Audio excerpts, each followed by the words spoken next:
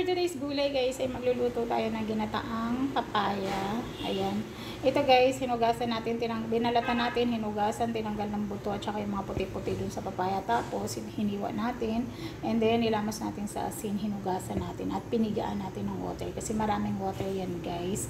At ngayon guys, meron na akong gata dito guys na merong lemongrass and then bawang at saka sibuyas. Hindi ko lalagyan ng luya guys kasi may lemongrass na siya. So, ayan lang. Tapos, sasahugan natin yan guys ng sardinas. So, ayan. Guys, nailagay na natin yung ating papaya guys sa kumukulong gata guys. May sibuyas, bawang at saka lemongrass. So, ayan. Pag magugulay kayo niya guys, huwag nyo haluin guys. So, mag-add tayo ng salt.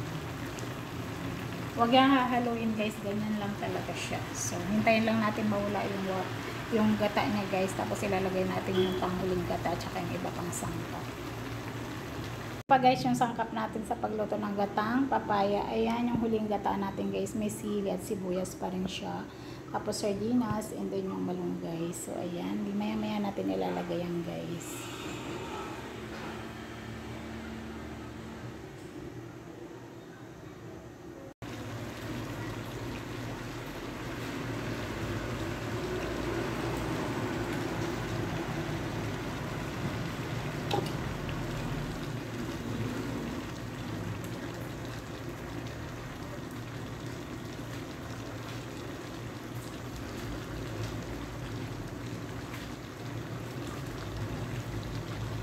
Ayan guys, maglagay tayong konting magic, pampalasa lang. Ayan, konti lang.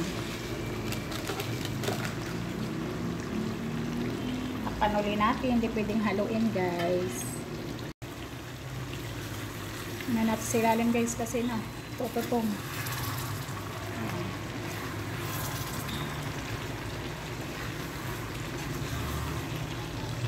Ayan guys, ilagay na lang kaya natin yung ating gatang.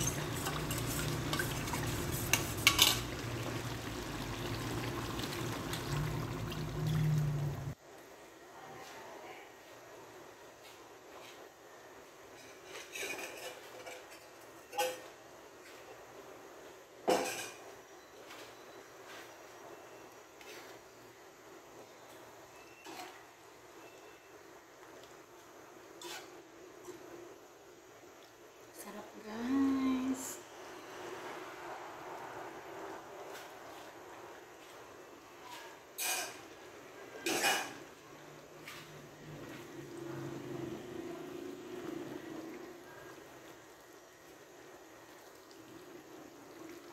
Malunggay.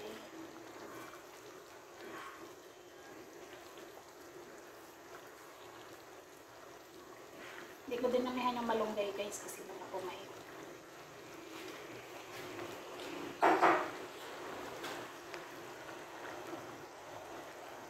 Ito na guys ang finished product ng ating ginataang papaya with sardinas and then sili and malunggay.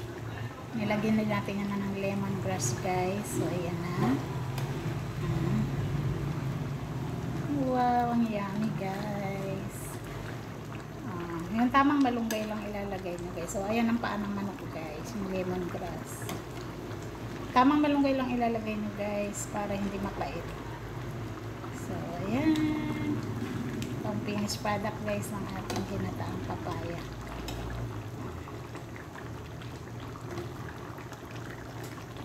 Ayan, at hindi natin hinalo para hindi nadurog yung mga sardinas.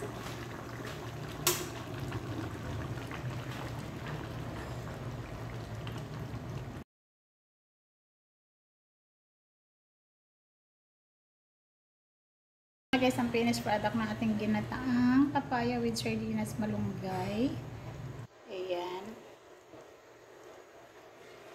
Tsaka may paan ng manok guys, yung lemongrass. May sili.